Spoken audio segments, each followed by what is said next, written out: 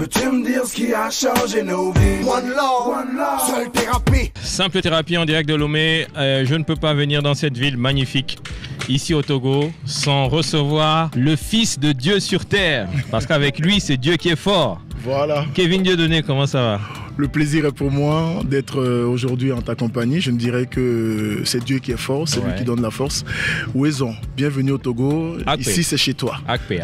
Tu vois, j'ai appris déjà. Voilà, je comprends. Je vois que tu t'es déjà adapté. C'est assez intéressant. Eh oui, on m'a dit tellement de bien sur toi que je voulais t'avoir ici, sur ce fauteuil, au Space, à Lomé, pour que tu nous racontes un peu ton parcours. Parce que j'ai vu que tu es un enfant du Togo, mais que tu es allé t'exiler à Abidjan. Tu as beaucoup tourné dans la sous-région, tu es même allé à Paris, tu es revenu ici. Kevin Dieudonné, c'est juste un monstre de la télévision, un super animateur. Qu'est-ce qui s'est passé un jour pour que tu deviennes Kevin Dieudonné? Waouh! C'est toute une histoire, mon frère. C'est toute une histoire. Je dirais que c'est la passion. Parce que, comme tu l'as dit à l'instant, je suis togolais par mon père, togolais également par ma mère. Mais j'ai grandi en Côte d'Ivoire. Je suis né au Togo. J'ai fait pratiquement toute mon enfance, 17 ans en Côte d'Ivoire. J'ai eu l'occasion aussi de faire la Mauritanie. J'ai fait le Niger, j'ai fait le Sénégal. J'ai également aussi fait le Mali. Parce que mon père, il est tailleur styliste. D'accord. Il travaillait avec des Libanais, donc il voyageait beaucoup. Et ma mère, elle était photographe de formation. Donc j'avais des parents qui bougeaient beaucoup. Ils ont des métiers pas communs. Voilà, c'est ça un peu qui est bizarre. Donc tout a commencé.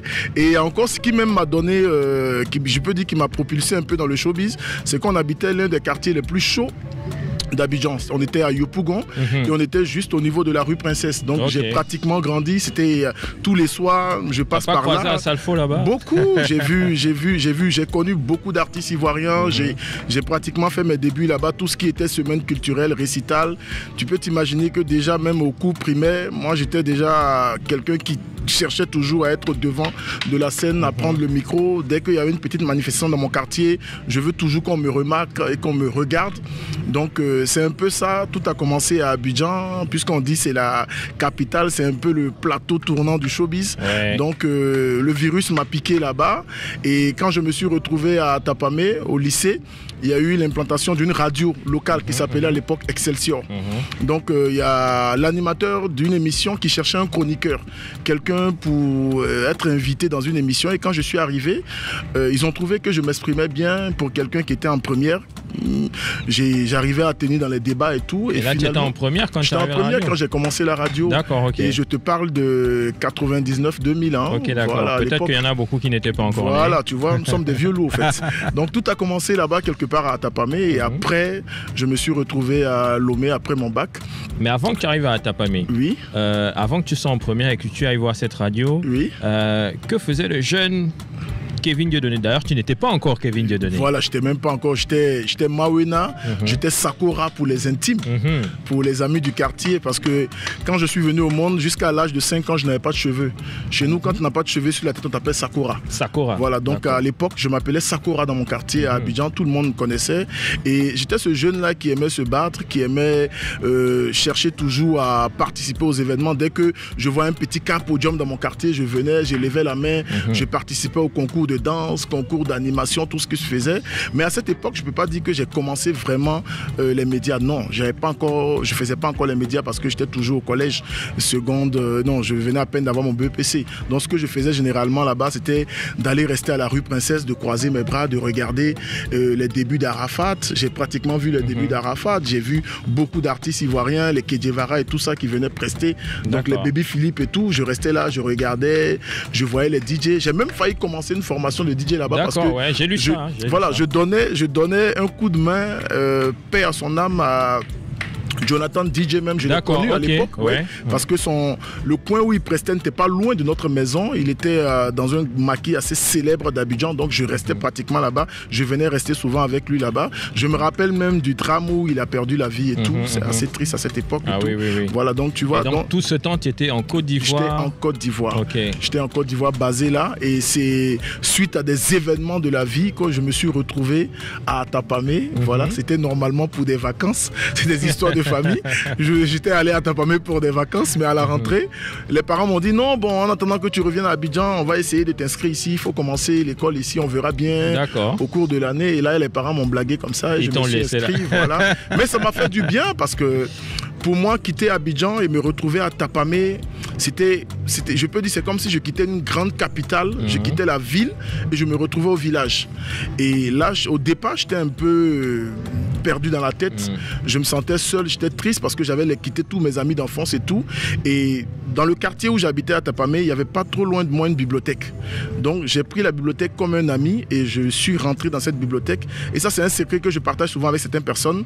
Je commençais à lire. Donc, tout le temps, je rentrais dans la bibliothèque et ça m'a beaucoup aidé parce que je voulais pratiquement finir tout ce qu'il y avait comme livre là-bas. Ça t'a aidé à avoir beaucoup de vocabulaire. Voilà. Donc, facilement, j'ai commencé, je lisais les livres. J'ai commencé avec des romans de la bibliothèque verte. Après, je suis passé à la littérature africaine. Je suis rentré dans les grandes littératures. Je prenais des romans de 100, 200, 300, 400 pages, la philosophie et tout. Et ça m'a beaucoup aidé à l'école. Comment ça se fait qu'un homme des lettres finisse par être un homme du micro? Je dirais que c'est le destin. Parce que quand j'étais à Tapamé, j'ai fait la radio Excelsior où j'ai pratiquement officié pendant 4 ans. Et à l'époque, même, je suis même devenu le responsable des antennes puisque je dirigeais une émission qui était beaucoup suivie. Et je ne sais pas si je vais dire c'est un don de Dieu, mais je me retrouvais sur des plateaux où j'avais des invités comme des fonctionnaires, des étudiants et tout, et on débattait des problèmes de couple et tout, alors qu'à l'époque, moi, je n'avais pas de femme, je n'avais pas d'enfant et tout, mais je tenais tellement bien les débats parce que je lisais tellement. Donc je puisais tout ce que j'avais dans les livres. Justement, on sait que c'est jamais facile ce métier. On ne t'ouvre jamais les portes comme ça. Comment tu as réussi à faire ton trou en revenant ici à Lomé? Est-ce qu'on te disait que tu étais plutôt un Togolais vivant à Abidjan, donc quand tu viens à Lomé, tu es un étranger? Finalement, comment ça se passait pour toi? Au départ, c'était très difficile parce que même quand j'arrivais dans les radios et tout, je déposais quand même de petites lettres. Je disais, bon, j'ai envie des projets d'émission. Je me rappelle à l'époque, je suis passé à la télévision deuxième, je suis passé à Radio Zéphi, j'ai pas eu gain de cause, c'était des refus, j'ai rien dit. Et là, j'ai rencontré le frère de Jimmy Hope, un célèbre artiste togolais, paix à son âme, il n'est plus de ce monde. Donc j'ai rencontré son frère qui s'appelle Gilles Senaya. Il a une boîte de production, à l'époque qui s'appelait Best Production. C'est une amie, c'est par l'intermédiaire d'une amie que je l'ai rencontré et il m'a donné l'occasion de travailler dans sa boîte. Et à l'époque, il devait faire un boulot pour la PSI, le programme SIDA international, où les gars devaient surveiller au moins tout ce qu'il y avait comme programme sur le SIDA en matière d'audiovisuel et tout. Donc moi, il m'avait confié le volet télé. Donc je me retrouvais dans une chambre où je devais regarder 7 écrans de télé par jour avec un cahier devant moi et je devais noter tout ce qui est en rapport avec le sida et tout. Et c'est par là que j'ai commencé à regarder des émissions de musique. Je regardais et je salue au passage l'un des grands DJ togolais qui est aujourd'hui en France, qui s'appelle DJ Coolface. Je connais. Je voyais son émission où il tirait les clips, il annonçait les clips et je regardais, je dis mais un jour je dois faire mieux que ce grand frère là. Et si j'ai l'occasion, je vais faire mieux que ce grand frère. Et je m'amusais, parfois je me levais, j'essayais de l'imiter, je faisais des choses comme donc ça c'est des gens qui m'ont donné envie de faire la télé. Il y a aussi Richard Lakpassa au passage, des gens que je suivais, ça m'inspirait.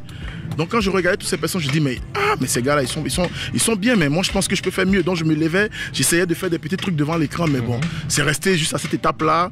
On est resté là-bas, j'ai fait pratiquement 3 ans dans ce métier de pige. Et tu t'imagines qu'en 3 ans j'ai tout fait pour travailler dans une radio, une télé, j'ai pas eu la chance. Jamais réussi. Jamais. Et là c'est le destin parce que je suis quelqu'un aussi, j'aime beaucoup la musique. Et à cette époque déjà, je me suis inscrit dans une école de formation de DJ au niveau de Décon qui s'appelait Sonotech. Donc là-bas, j'ai commencé à apprendre à jouer. Ici à Lomé. Oui, à Lomé, voilà. J'ai commencé à apprendre à jouer. Donc dans ça, j'avais commencé à jouer dans des petits bars. Et c'est là où j'ai rencontré les premiers artistes togolais. Je me souviens à l'époque, une fois, ça quand je dis ça souvent, je ris quoi. Je me souviens une fois à l'époque, j'étais là et les Toufans sont arrivés, ils étaient 3. Ils sont arrivés à pied, les 3 marchaient, ils sont arrivés, ils ont remis leur CD. On devait jouer ça. Non, mais j'ai pratiquement vu. Ce que je te dis, c'est une histoire de 2005-2000. J'ai joué le CD, on a joué ça ensemble, on a écouté le son. Après, ils sont repartis, j'ai regardé, mais aujourd'hui, je me dis, waouh, ça, c'est les tout fans qui sont là. C'est quelque chose, vous voyez, à l'époque. Donc, à cette époque, je jouais dans les petits bars et c'est là que le déclic est parti parce que j'étais dans un bar un soir et il y a un jeune qui est venu dans le bar, il m'a vu et il m'a demandé un CD. Et quand j'ai fini de faire le CD pour lui, il m'a demandé de le livrer ça quelque part, à Forever. Et quand je suis venu, il était dans une voiture devant un bâtiment qu'ils étaient en train de construire. C'est là il me dit que ça, c'est une future télé et radio qu'ils sont en train de construire. C'est là je lui ai dit, mais moi, j'ai fait la radio à Tapamé, mais j'ai pas fait de télé. Il dit, j'ai fait la radio. Je dis, oui, j'ai été même directeur des programmes là-bas à l'époque et tout. Il dit, ah bon? Il dit, ok, on va voir. Et j'étais là, 3 mois après, un matin, mon téléphone sonne, il me dit, mais tu es où? J'ai dit, tu peux passer où tu es venu me remettre le CD la dernière fois? Je dis oui. Et j'arrive là, je rentre dans un bureau, je vois la platine qui est là, comme ça, les ordinateurs, il y avait un blanc, 2-3 blancs. Il y avait, à l'époque... Son Excellence, Monsieur le ministre Parsal Akousolelou Bojona, un grand homme au grand cœur. Ministre de quoi? À l'époque, je pense que c'était le ministre, ministre d'État, ministre de l'administration territoriale. Okay. Et ce monsieur m'a donné une grande chance parce qu'il n'a pas cherché à savoir je viens d'où, je suis de quelle région, je suis de quelle ethnie. Il m'a seulement posé une question. Il dit, on m'a dit que tu as fait de la radio. Je dis oui. Il dit, mais là, je suis en train d'ouvrir une nouvelle radio. Là, est-ce que tu sais utiliser ça? Je dis, j'ai fait comme ça. Et le blanc m'a fait signe de venir. Là, c'est devant moi, ils ont déchiré les plastiques sur les platines. Ils ont commencé à mettre les trucs et tout. Et il me dit, il a mis la musique, il a dit, ça c'est le micro, ça c'est le truc, tout et tout.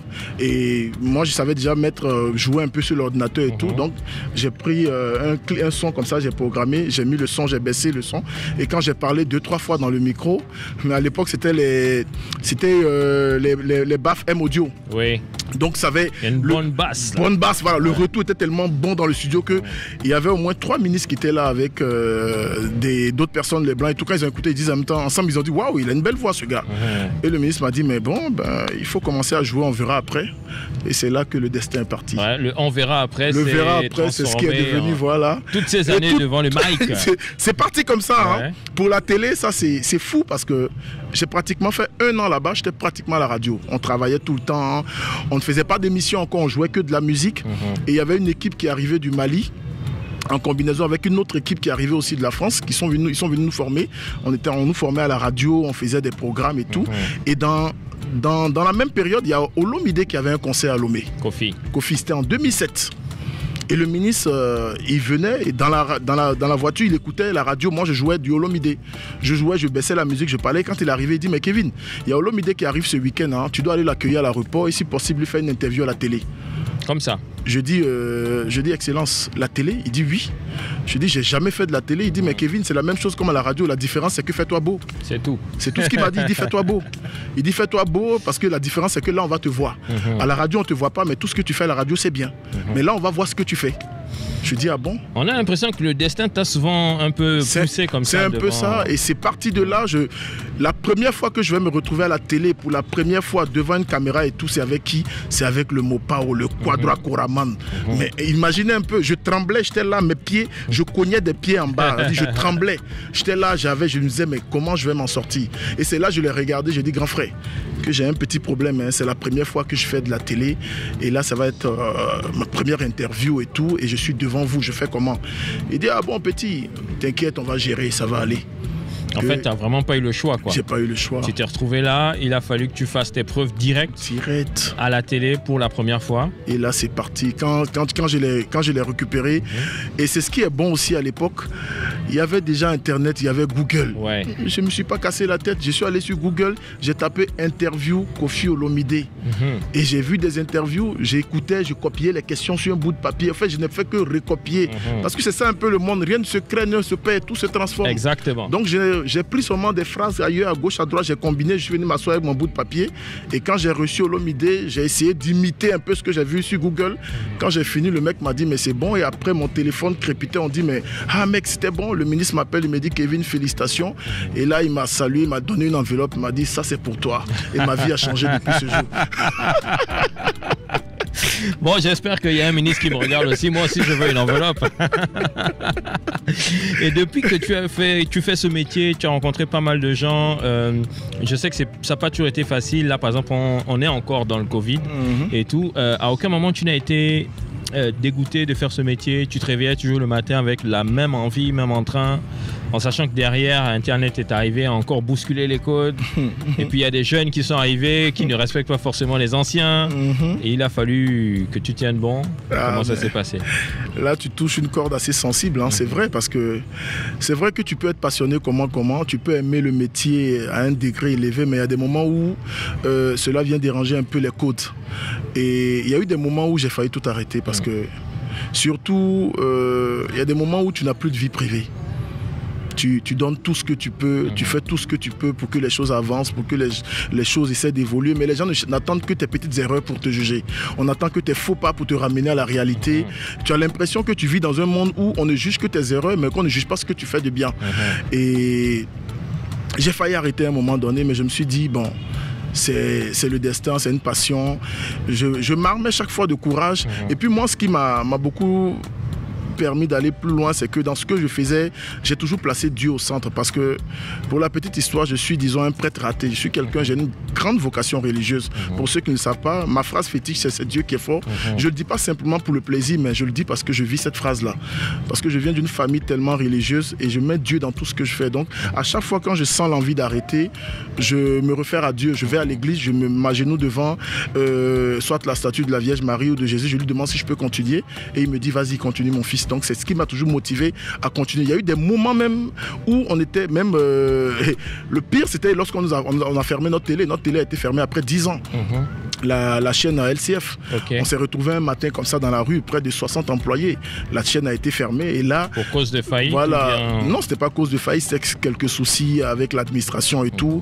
Vous connaissez un peu les problèmes politiques et tout. Voilà. Donc, et quand c'est arrivé, tout le monde disait, mais c'est fini pour Kevin, c'est fini pour ce mec-là, c'est fini pour lui. Et basta. Et il va faire comment, il va s'en sortir. Mais j'ai compris que quand Dieu te donne les moyens et tout, il te donne forcément les moyens de pouvoir t'en sortir, quelles que soient les situations. Et c'est ce que moi j'ai su exploiter. Et à un moment donné, d'autres ne comprenaient pas. Ils disaient, mais ce mec-là, ils ont fermé sa télé, mais il est encore là. Et pour la preuve, je suis rentré il n'y a même pas 2-3 semaines. J'ai encore raflé le prix du meilleur animateur de médias de Togo. Donc je me dis que c'est Dieu qui est fort. Oui, là, il n'y a pas d'autre mot. C'est Dieu qui est fort. Comme je disais tout à l'heure, il y a des jeunes qui arrivent derrière, qui te prennent forcément pour exemple. C'est peut-être pas évident tous les jours d'être un exemple. Est-ce que tu te dis que tu vas devenir comme un professeur pour ces jeunes et transmettre ce que tu as reçu maintenant aujourd'hui? Est-ce que tu vas lever le pied ou est-ce que tu vas toujours rester aussi fort sur le terrain? Qu'est-ce que tu vas faire pour la jeunesse? Non, moi j'ai toujours grandement ouvert mes portes à ceux qui viennent vers moi. La preuve, quand j'étais à la télé, j'ai eu la chance de former plus de 300 jeunes Togolais dans l'animation. Je faisais une émission même qui s'appelait Café Vac, où je donnais l'opportunité aux jeunes de venir faire de la télé, des gens qui n'ont jamais fait de télé, de venir s'essayer à la télé, à la radio. Et la preuve aujourd'hui, quand tu prends les médias togolais, j'ai au moins une bonne dizaine de personnes en référence qui sont dans les médias, qui sont passées par ma main, qui sont passées dans mes émissions. À l'heure où je te parle également, j'ai 3-4 poulains avec qui je travaille, que je pousse, à qui je donne toujours même l'occasion d'être au devant des scènes. C'est pas toutes les scènes que je prends. Je me retrouve souvent même à être sollicité pour 3-4 événements en même temps. Je n'hésite pas à tendre la main. Mais vous savez, on a aussi souvent un problème. C'est souvent ces jeunes-là même qui vous prennent comme des concurrents, alors que vous n'êtes pas en bataille, vous n'êtes pas en compétition. Vous voyez, moi, tout ce que je demande souvent, c'est le respect. Il faut juste m'accorder ma place. Ouais, Kevin, ça fait quand même bientôt 20 ans qu'on fait ce métier. Si ce n'était pas le Covid, en 2020, je devais fêter mes 20 ans de carrière, parce que je me dis quand même que les médias, pour moi, je me situe, bien que j'ai commencé entre 98 et 99, moi, je me suis mis au niveau de 2000, et je me dis en 2020, je devais faire 20 ans de carrière. J'ai même voulu faire une fête avec des sociétés et tout, des partenaires, parce que j'ai des sociétés qui m'accompagnent. Je suis ambassadeur de Woodin, je suis ambassadeur des Boissons Duchesse, je suis ambassadeur également de Infinix, et là il y a quelques jours je viens encore de signer avec une marque de moto électrique Elion, dont je vais encore représenter cette marque pour 1 an. Donc je me dis quand même, avec tout ce que j'ai comme bagage et tout, ce serait l'occasion pour moi quand même de rassembler les gens autour de moi et de célébrer ce que nous faisons. C'est pour moi l'occasion de rappeler à ces gens-là que nous ne sommes pas en compétition. Parce que quand on dit compétition également aussi, il faut regarder le background. On est dans le métier, ça fait 20 ans. Tu as commencé il y a 5 ans, il y a 6 ans, il y a 7 ans, il y a 10 ans. C'est vrai, tu as du bagage, tu es fort, tu es bon. mais un peu de respect à ceux qui étaient là avant toi. Parce que nous, on a travaillé sur un terrain, on a balisé le terrain, on a arrangé. Aujourd'hui, il y a des choses qui se font quand même. Des gens reconnaissent que nous avons fait un travail au préalable et c'est ce qui bénéficie, qui profite aujourd'hui à certaines personnes sur le terrain. À un moment donné, les gens ne considéraient pas les animateurs, les gens ne considéraient pas les artistes, les cachets et tout. On a mené ce combat-là. Mais quand d'autres arrivent maintenant, ils oublient qu'il y a des gens qui étaient là avant eux. C'est un peu comme quand tu prends le côté des artistes. Il y a des artistes qui arrivent aujourd'hui parce qu'il a un single qui a bien marché, qui brille et que tout le monde dit qu'il est bon. Le mec pense qu'il est bon plus que ceux qui étaient là avant lui. Mais il oublie qu'eux aussi, ils ont fait des singles il y a 15 ans, il y a 10 ans, qui étaient plus bons que son single. Exactement. Donc c'est ça. Moi, tout ce que je réclame, c'est le droit d'aînesse. Que les gens puissent reconnaître quand même qu'il y a un grand frère qui était là, il a fait son boulot. Mais je ne suis pas vieux, hein. Je suis toujours là. Je ne vais pas m'éclipser comme ça. Mais on est là quand même. C'est un métier, je l'ai appris, je vis de ça, c'est ma passion. Et si Dieu me donne aujourd'hui cette force et les moyens, je compte peut-être ouvrir une école de formation où je vais donner l'occasion aux jeunes de venir à mon école et comprendre un peu les rouages de ce métier. En tout cas, nous, on sera là, on t'accompagnera toujours. Voilà. Et je pense que c'est important de rendre à César ce qui appartient à César. Voilà, et c'est pour ça que c'était important pour moi que tu sois dans Simple Thérapie, que tu nous racontes un peu ton histoire et que tu nous dises tout ce par quoi tu es passé pour être le Kevin Dieudonné qu'on connaît aujourd'hui. Dans 10 ans, ça veut dire qu'il y aura l'école de formation. Il y aura peut-être toujours le côté branding ambassadeur. Bien sûr. Et il y aura peut-être une chaîne de télé, pourquoi pas.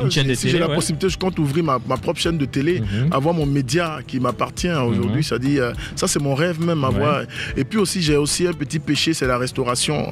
Un restaurant Dieudonné Kevin où je serai moi-même le chef cuistot parce que j'adore la cuisine. Alors tu seras le chef cuistot ou tu vas goûter tous les plats? Forcément. Et bien à ce moment-là, moi aussi je viendrai parce que j'aime bien manger aussi. Ah, mais tu vois là, ça tombe bien là.